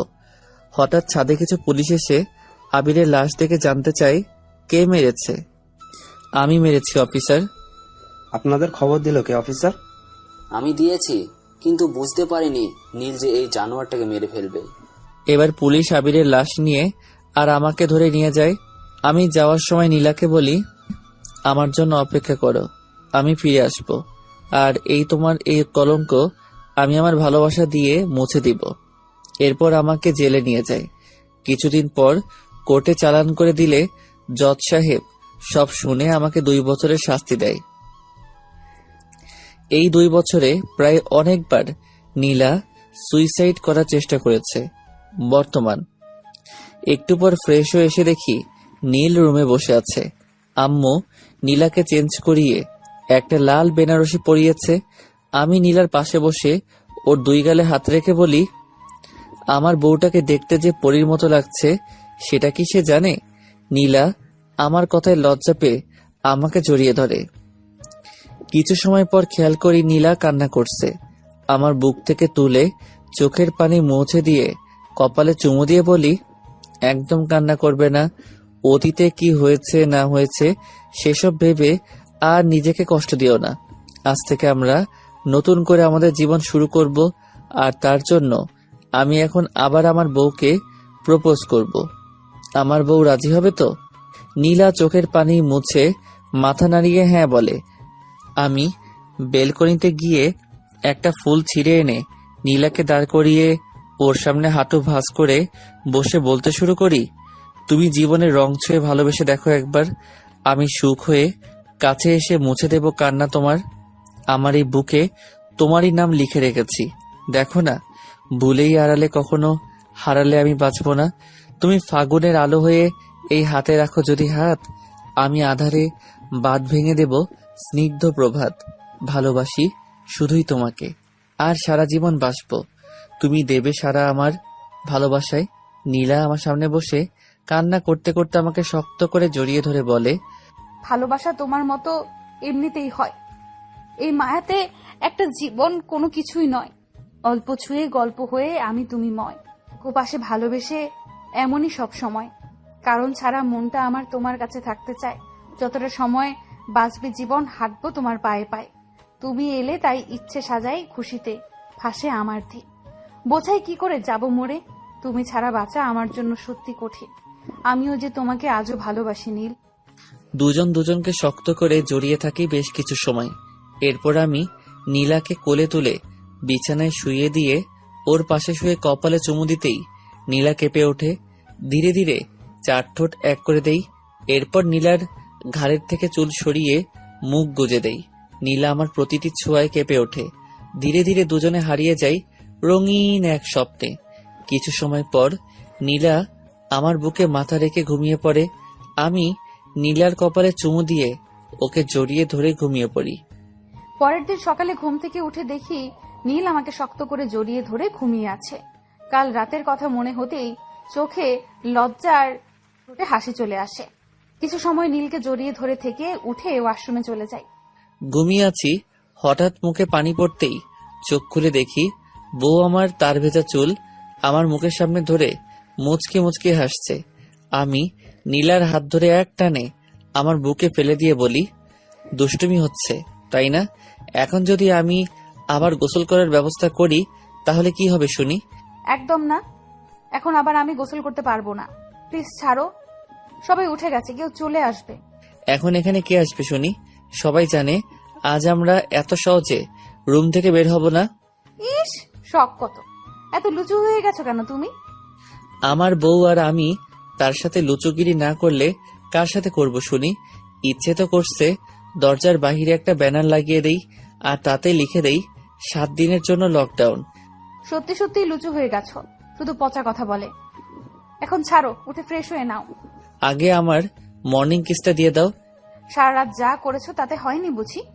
এতে কিছু হয় নাকি? এত কিউট বউ আমার, ইচ্ছে তো করে সব সময় আদর করি। তোমার মুখে কিছু আটকায় না তাই না? আমি অন্য কাউকে কিছু বলছি না যে আটকাবে, আমি আমার বউকে বলছি। এখন আর কথা না বাড়িয়ে আমার পাওনাটা দিয়ে দাও। নীলা আমার গালে চুমু দিয়ে বলে, এবার হয়েছে, এখন ওঠো। এটা কি ছিল? আমি 5 বছরের ছোট বাচ্চা নাকি যে গালে চুমু দিচ্ছ বলে নীলাকে শক্ত করে জড়িয়ে ধরে 4 ঠোঁট এক করে দেই। একটু পর ছেড়ে দিতেই নীলা আমার বুকে মাথা রেখে শুয়ে থাকে। কিছু সময় দুজন এইভাবেই থেকে নীলা আমার উপর থেকে উঠে ড্রেসিং টেবিল আয়নার সামনে গিয়ে চুল মুছতে থাকে। আমি নীলার কাছে গিয়ে কপালে চুমু দিয়ে উঠে ফ্রেশ হতে চলে যাই। ফ্রেশ হয়ে এসে দেখি বউ আমার রুমে নাই। চেঞ্জ করে সিঁড়ির কাছে আসতেই শুনি পাশের বাসার আন্টিরা আম্মুকে কিছু বলছে আর নীলা মাথা নিচু করে কান্না করছে। পাশের বাসার আন্টিরা বলছে, এটা কি করলেন নাজমা আপা? একটা ধর্ষিতা মেয়েকে আপনার ছেলের বউ করে আনলেন। মানুষের সামনে তো মাথা নিচু হয়ে গেল আপনাদের। আপনার ছেলে এখনো ছোট মানুষ, ও বললো আর আপনিও সেটাই করলেন। এখন সমাজের মানুষের সাথে চলবেন কি করে? এখনো সময় আছে, এই মেয়ের সাথে নিলে ডিভোর্স করিয়ে দেন। নীলা চোখের পানি ফেলে যাচ্ছে মাথা নিচু করে। আমি সিঁড়ি থেকে বলে উঠি, আরে আন্টি আপনি ঠিকই বলেছেন, ভুল হয়ে গেছে আমার তাই না? আমার কথা শুনে সবাই আমার দিকে তাকায়। আম্মু মনে মনে বলে, এরা আজ গেল, বাস খাওয়ার জন্য রেডি হয়ে যাও। বাবা, ভুল তো করেছো, সেই ভুলটা এখন শুধরে না। এটা তোমার জন্য ভালো। নীলা আমার দিকে অসহায় দৃষ্টিতে তাকিয়ে আছে। আমি একবার নীলার দিকে তাকিয়ে আন্টিদের বলি, আপনাদের মতো বাজে মহিলাদের এই বাড়িতে ঢুকতে দেওয়াটা সবচেয়ে বড় ভুল। নীল, এটা কেমন ব্যবহার? আমরা তোমার গুরুজন, ভুলে যেও না এটা। গুরুজন বলেই আমার ওয়াইফকে এতগুলো বাজে কথা বলার পরও এখনো এখানে দাঁড়িয়ে আছেন, নয়তো এতক্ষণে আপনাদের ঠিকানা হতো হসপিটালের বেডে। চালুন ছাকনি কে বলে তোর গায়ে ফোঁটা। কি বলতে চাও তুমি নীল? বলতে অনেক কিছু চাই, একজন একজন করে বলি। রহিমা আন্টি আপনার মেয়ে কি জানি করেছিল। ও হ্যাঁ, মনে পড়েছে, তার বয়ফ্রেন্ডের সাথে এক বন্ধুর বাসায় হাতে নাতে ধরা পড়েছে নষ্টামি করতে গিয়ে। কই তাতে তো আপনার মাথা নিচু হয়নি, এমনকি আপনার মেয়েরও না। সবার সামনে তো দিয়ে দিব্যি ঘুরে বেড়াচ্ছেন। আমার কথা শুনে রহিমা আন্টি মাথা নিচু করে ফেলে। এরপর সালেহা আন্টির কাছে গিয়ে বলি, সালেহা আন্টি, আপনার ছেলে তো একটা বিবাহিত মেয়ে নিয়ে, না না মেয়ে নয় মহিলা, তাও 3 বাচ্চা মাকে নিয়ে পালিয়ে এসেছিল। কই আপনার মাথা তো তখন নিচু হয়নি? আপনি আর আপনার ছেলে তো কোমরে আঁচল গুজে সবার সাথে ঝগড়া করেছেন আর বলেছেন আমার ছেলে আমি বুঝবো, তোমরা কে বলার? আমার কথা শুনে সালেহা আন্টিও মাথা নিচু করে ফেলে। এরপর আমিনা আন্টির কাছে গিয়ে বলি, আমিনা আন্টি, আপনার মুখে অন্তত এই কথা মানায় না। মেয়ের বয়ফ্রেন্ডের সাথে একই রুমে কি সব জানি করতে গিয়ে আপনার স্বামীর কাছে ধরা পড়েছিলেন, আর আপনার জন্য আপনার মেয়ে গলায় দড়ি দিয়ে মারা গেল। কই তারপর তো আপনি সবার সামনে এই নোংরা মুখটা নিয়ে ঘুরে বেড়াচ্ছেন। আপনার লজ্জা করে না? নীল, হয়ে গেছে, এবার ছেড়ে দে। আর বললে এখানে স্ট্রোক হয়ে মারা যাবে। আম্মু, এই নোংরা মহিলাগুলো তোমার সামনে নীলাকে এতগুলো কথা বলল, তুমি কিছু বললে না কেন? আমি বলতেই যাচ্ছিলাম, তখন তোকে সিঁড়িতে দেখলাম, তাই ভাবলাম তুই একটু ধুয়ে দে।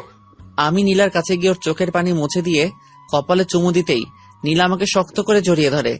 আমি বলি, কেউ এসে কিছু বললেই কাঁদতে হবে? তাদের কথার জবাব দিতে পারো না? আর এই ইতিহাস সৃষ্টিকারী মহিলারা এখন এখানে দাঁড়িয়ে আছেন কেন? ফুটেন এখান থেকে। আর ভুল করেও আমাদের বাসার আশেপাশে যেন না দেখি। আমার কথা শুনে সবাই মাথা নিচু করে চলে যায়। আম্মু আমার কাছে এসে বলে, আজ তুই এই মহিলাগুলোকে উচিত শিক্ষা দিয়েছিস। সারা জীবন আমার নীলার পাশে এইভাবেই থাকিস। তুই থাকলে আমার মেয়ের কখনোই মাথা নিচু হবে না। আমার শেষ নিঃশ্বাস থাকা পর্যন্ত নীলার মাথা আমি কখনো নিচু হতে দিব না আম্মু। আচ্ছা, এবার আয়, খাবার খেয়ে নে। এরপর 3 জন বসে পড়ি খাবার টেবিলে। আব্বু স্কুলে চলে গেছে। নীলা প্লেটে খাবার নিতে গেলে আমি ওর কাছ থেকে প্লেটে নিয়ে আমার দিকে ঘুরিয়ে বসিয়ে নিজেতে খাইয়ে দিচ্ছি। আম্মু এটা দেখে মুখ টিপে হাসছে। নীলা লজ্জা পেয়ে মাথা নিচু করে খাচ্ছে। আমি বলি, শুধু কি আমার হাতে খাবে? আমাকে খাইয়ে দিবে না? দিচ্ছি। এরপর নীলা আমাকে আর আমি নীলাকে খাইয়ে দিচ্ছি। খাওয়া শেষে আমি সোফায় এসে বসে আছি। নীলা আম্মুর কাজে সাহায্য করছে। আম্মু বারণ করেছে অনেকবার, কিন্তু ম্যাডাম কথা শোনার পাত্রী নয়, সে আম্মুকে সাহায্য করবেই। আমি বসে বসে এনটিভিতে সাকিব খানের প্রিয়া আমার প্রিয়া ছবি দেখছি। একটু পর কলিং বেল বেজে ওঠে। গিয়ে দরজা খুলে দেখি নীলার আব্বু এসেছে। ওনার পা ছুঁয়ে সালাম করি। শ্বশুর মশাই আমার মাথায় হাত রেখে বলে, বেঁচে থাকো বাবা, কেমন আছো? আমি ভালো আছি বাবা, আপনি কেমন আছেন? আমিও ভালো আছি বাবা। এরপর নীলার আব্বুকে নিয়ে ভিতরে আসতেই নীলা ওর আব্বুর কাছে এসে জড়িয়ে ধরে বলে, কেমন আছো আব্বু? আমি ভালো আছি মা, তুই কেমন আছিস? নীলের মতো স্বামী যার আছে সে কি কখনো খারাপ থাকতে পারে আব্বু? এরপর আম্মু এসে কুশল বিনিময় করে বলে, আসুন বেয়ান মশাই, নাস্তা করবেন? নারিয়ান, আমি মাত্রই নাস্তা করে এসেছি। মেয়েকে দেখতে ইচ্ছে করছিল, তাই চলে আসলাম। এখনই চলে যাব আবার। মাত্রই তো এলে আব্বু, আবার এখনই চলে যাবে? অফিসে একটা মিটিং আছে মা, তোকে দেখা হয়ে গেছে, এবার যেতে হবে। সাবধানে থাকিস। আর নীল বাবা, আমার মা মরা মেয়েটাকে তুমি দেখে রেখো। আপনি নীলার জন্য কোনো চিন্তা করবেন না বাবা, আমি ওকে আগলে রাখবো। সেটা আমি জানি বাবা, সেই জন্য আমি নিশ্চিন্তে থাকি। তোমার মতো জামাই থাকতে আমার মেয়ের কোনো সমস্যা হবে না। এরপর নীলার আব্বু আরো কিছু সময় কথা বলে চলে যায়। সবকিছু গুছানো হয়ে গেলে আমি নীলাকে নিয়ে রুমে চলে আসি। রুমে এসে নীলাকে ঘুরিয়ে পিছন থেকে জড়িয়ে ধরে ঘাড়ে নাক ঘষতে ঘষতে বলি, কোথাও ঘুরতে যাবে আজ? যাব। কোথায় নিয়ে যাবে? কোনো এক রোমান্টিক জায়গায়, যেখানে পরিবেশ থাকবে নীরব স্তব্ধ। আচ্ছা, একটা কথা জিজ্ঞেস করি? বলো, কি জানতে চাও? এত ভালোবাসো কেন আমায়? কারণ এক জীবনে মনের মানুষ একজনই তো হয়। তুমি আমার সেই প্রিয়জন, মিথ্যে কথা নয়। আশেপাশে থাকো যদি, বুকে বহে সুখের নদী। কখনো এই ভালোবাসার হবে না তো ক্ষয়। অনুভবের আকাশ খুলে তোমায় দেখতে চাই। বুকের ভিতর তোমার নামে সাজানো আছে এক পৃথিবী। যত ভালোবাসি তোমায় মনে হয় কম হয়ে যায়। নীলা ঘুরে আমাকে শক্ত করে জড়িয়ে ধরে বলে, তোমায় ছাড়া শূন্য আমি, কিছুই নেই চাওয়ার আর। জীবনের শেষ নিঃশ্বাসটুকু নিতে চাই তোমার বুকে মাথা রেখে। তোমার মুখের একটু হাসি হয়ে ওঠে আমার সুখের সকল কারণ। আমার মন খারাপের ওষুধ হয়ে সারাও তুমি সব অসুখ। রাতকে যদি ভুলে যায় কালো, দিনকে যদি ভুলে যায় আলো, তবু আমি এভাবেই থাকবো সারা জীবন তোমার বুকে। এরপর দুজন দুজনকে শক্ত করে কিছু সময় জড়িয়ে ধরে থাকি। বিকেলে নীলা আয়নার সামনে বসে রেডি হচ্ছে। আমি গিয়ে নীলাকে আমার সামনের দিকে ঘুরিয়ে বলি, আমি থাকতে আমার বউ কেন কষ্ট করছে? তা আমার বরটা এখন কি করবে শুনি? তোমার বর এখন তোমাকে নিজ হাতে সাজিয়ে দিবে। নীলা মুচকি এসে ঠিক আছে বলে এরপর আমি নীলাকে সাজিয়ে দেই। দুজনে ম্যাচিং করে ড্রেস পরেছি। আম্মুর কাছে বলে নীলাকে নিয়ে চলে আসি একটা নদীর পাড়ে। পরিবেশটা খুব নীরব আর নিস্তব্ধ। নীলাকে সামনে বসিয়ে আমি ওর পিছনে বসে পিছন থেকে জড়িয়ে ধরে বসি। নীলা আমার বুকের সাথে ওর পিঠ ঠেকিয়ে বসে আমার হাত শক্ত করে জড়িয়ে ধরে বসে থাকে। একটু পর নীলা বলে, আচ্ছা, আমরা যদি এখন বেবি নেই তাহলে কেমন হয়? খুব ভালো। আমাদের কোলজোরে একটা বেবি আসবে যে ছোট ছোট হাত দিয়ে আমাদের সাথে দুষ্টামি করবে। একটু বড় হলে তোমাকে আব্বু আর আমাকে আম্মু বলে ডাকবে। তাহলে বাসায় গিয়ে আজ থেকে ভীষণ শুরু করব, কি বলো? নীলা লজ্জা পেয়ে আমার বুকে মুখ লুকিয়ে ফেলে। আরো বেশ কিছু সময় দুজনে সেখানে বসে দেখে সন্ধ্যায় বাসায় চলে আসি। বাসায় আসতে আব্বু বলে, কিরে দুজনে কেমন ঘুরলি? আচ্ছা আব্বু, আমরা এক্ষুনি আসছি। অনেকক্ষণ আগে এসেছি, যা তোরা রুমে গিয়ে ফ্রেশ হয়ে আয়। বলেই দুজনে চলে রুমে এসে ফ্রেশ হয়ে নিচে এসে কিছু সময় আব্বু আম্মুর সাথে কিছু সময় আড্ডা দিয়ে রাতের খাবার খেয়ে রুমে এসে বসে আছি। আমি নীলাকে বলি, কি মিশন, কি শুরু হবে আজ থেকে? আমি কখন বারণ করলাম শুনি? মুচকি হেসে নীলাকে বুকে জড়িয়ে ধরে ওর গলায় মুখ গুজে দেই। ধীরে ধীরে নীলাকে নিয়ে বিছানায় শুয়ে পড়ি। এরপর চার ঠোঁট এক করে দিয়ে একে অপরে ঠোঁটের স্বাদ নিতে থাকি। আস্তে আস্তে দুজনে হারিয়ে যাই ভালোবাসার জোয়ারে।